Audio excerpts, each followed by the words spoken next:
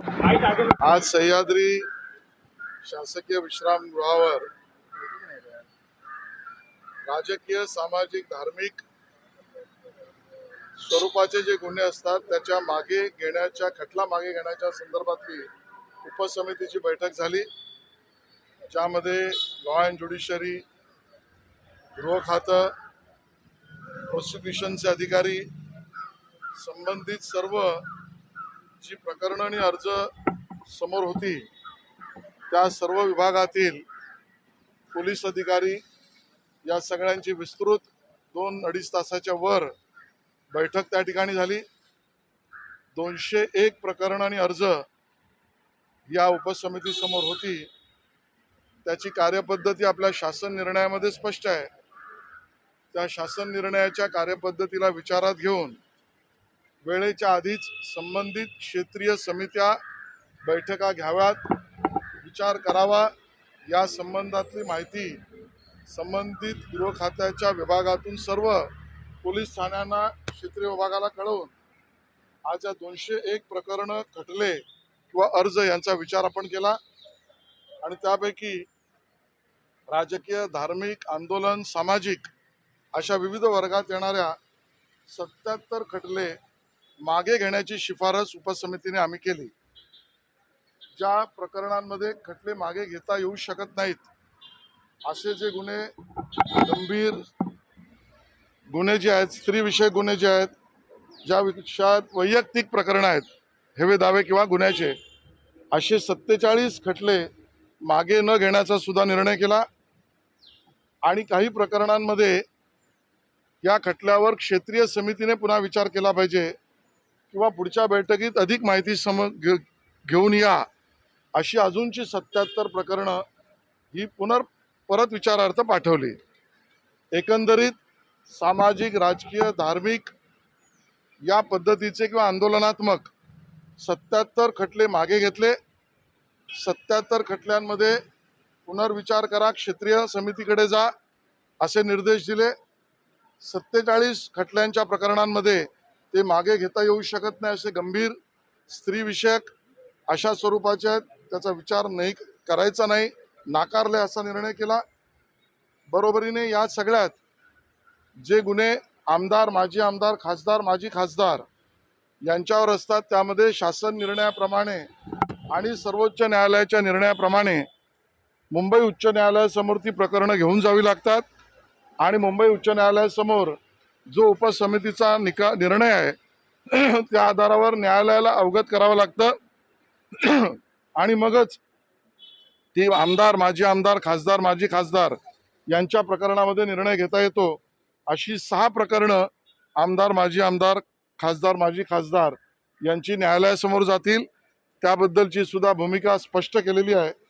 मला या ठिकाणी उल्लेख करायचा आहे की काही सामाजिक कार्यकर्ते, काही राजकीय पक्षांचे कार्यकर्ते आणि आंदोलक आणि काही विचारांचे आवाजवी असलेल्या खटल्यांमधून आपण मोठ्या प्रमाणात सुटका देण्याचा निर्णय आज या ठिकाणी घेतलेला आहे आणि मी विनंती करतो, जेवढे गणेशोत्सव मंडळ असतील, नवरात्रोत्सव मंडळ असतील, दहीकाला उत्सव मंडळ असतील, सामाजिक कार्यकर्ते असतील, कामगार वर्ग असेल, युनियन्स असतील, या सगळ्यांनीच पुन्हा एकदा ही बैठक एका महिन्याभरात आम्ही पुन्हा लावणार आहोत।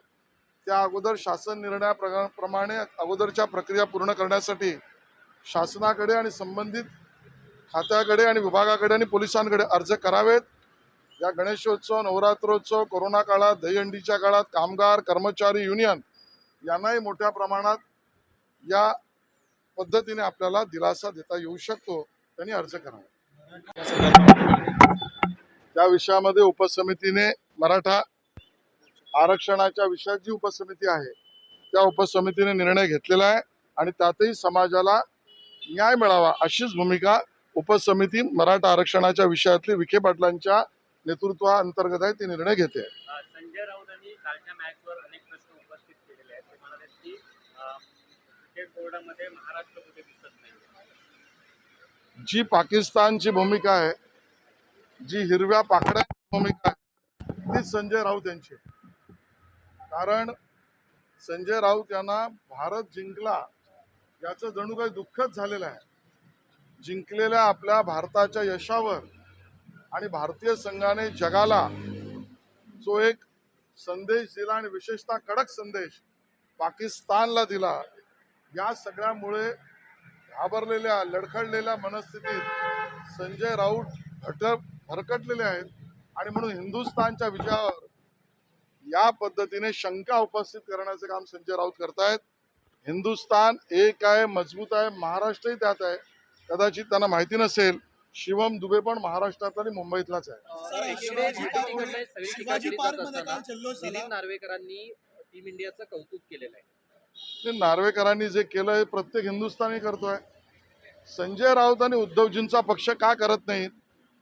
अखंड भारत आणि अखंड महाराष्ट्र यांना शिक्षा केल्याशिवाय सोडणार नाही. संजय राऊत आणि उद्धवजी गल्लोगल्ली हिंदुस्थानच्या जिंकल्यानंतर, पाकिस्तानच्या पराभवानंतर तुमच्या डोळ्यात अश्रू का, हा प्रश्न गल्लोगल्ली त्यांना विचारला जाईल. त्यांची मदत इथपर्यंत गेली आहे की त्यांनी टीका केलेली आहे.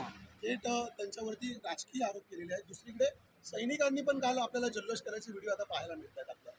संजय राऊत यांची भूमिका परवेज मुशर्रफ यांना आवडेल, इम्रान खान यांना आवडेल, बेनझीर भुत्तोच्या घरातील लोकांना आवडेल. हीच भूमिका संजय राऊतांची आणि तीच उद्धवजींना आवडते का, हा आमचा प्रश्न आहे. काल भारतीय संघाने ट्रॉफी स्वीकारली नाही आणि त्यानंतर संजय राऊत ट्विट केलेलं आहे.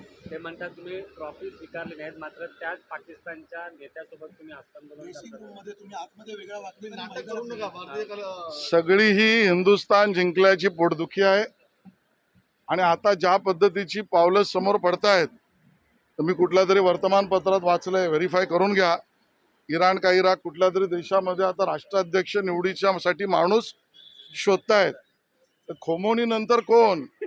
तर संजय राऊत. तुम्ही अर्ज करा, तुम्हाला नक्की तिथे स्थान मिळेल. ज्या पद्धतीनं ही सीरीज सुरू झाली त्याच्या आधी टीम जी आहे एकत्र भेटलो तेव्हा सुनील यादव सगळ्यांना भेटला होता. तो व्हिडिओ सुद्धा तेव्हा एक भूमिका होती आणि आता एक वेगळी भूमिका. भारताने घेतलेली भूमिका जगाला संदेश देणारी आहे. आमच्या खेळाडूंवर भारताचा अभिमान आहे, आमचा अभिमान आहे. त्यांनी दिलेला हा प्रेरणादायी आहे. पाकिस्तानला नाक घासणार आहे. त्यानंतर दिलेला संदेश तिरंगा उंचावणार आहे आणि पहलगाम मधल्या त्या ठिकाणी आतंकवादी हल्ला करणाऱ्या त्यांना आपल्या सैनिकांनी आतंकवादी अड्डे उद्ध्वस्त करून त्यांची जागा दाखवलेली आहे. यानंतर पोटदुखी करणाऱ्यांना हिरवी आणि पिवळी नाही, हिरवी झालेली असं अतिवृष्टीमुळे मुंबई महापालिका जिंकण्यासाठी सगळेच राजकीय पक्ष सुटत आहेत. मनसेचं असं म्हणणं आहे की मनसेचा महापौर होईल, उबाटा म्हणते की उबाटाचा महापौर होईल. युती होण्याआधीच या दोघांची भांडणं सुरू झाली का काय? मला यावर भाष्य करायचं नाही, कारण त्यांच्या दोन पक्षांचा अजून निर्णय हा घोषित व्हायचा आहे. त्या दोन पक्षांचा निर्णय होऊ द्या, मग यांच्यावर थेट बोचरे सरळ आणि मुंबईकरांचे प्रश्न आम्ही विचारू. कुठली हलगर्जी सोडणार नाही. आज महापौर कोणाचा बनेल याचं उत्तर मुंबईकरांनी ठरवलंय. ते विधानसभा निवडणुकीत ठरवलंय. लोकसभा निवडणुकीत सुद्धा सर्वात जास्त वॉर्डांमध्ये महायुतीलाच लीड आहे. विधानसभा निवडणुकीत सुद्धा सर्वात जास्त वॉर्डांमध्ये मुंबईत महायुतीलाच लीड आहे. आता येणारे आकडे हे सुद्धा महायुतीच्या बाजूनेच आहे. बाकीच्यांनी स्वप्न जरूर बघावेत. मोदीजींनी जीएसटी कमी केलेला आहे, स्वप्नावर जीएसटी नाही, आणि जीएसटी असेल तर तो आता कमी आहे. राज्यात पूरस्थिती आहे आणि यामुळे उद्धव ठाकरे त्यांचा दसरा मेळावा रद्द करावा आणि तो निधी जो खर्च होतो तो पूरग्रस्तांना द्यावा अशी मागणी केशव उपाध्यायांनी केली. भाजपने मागणी असं म्हणणं आहे की आम्हाला फुकटच्या ज्ञानाची गरज नाहीये, तुम्ही आम्हाला ज्ञान देऊ नका. नाही, म्हणूनच अज्ञानी माणसाला ज्ञान देण्याची गरज आहे असं सांगितलं तरी तो पोकळ वल्गनाच करेन.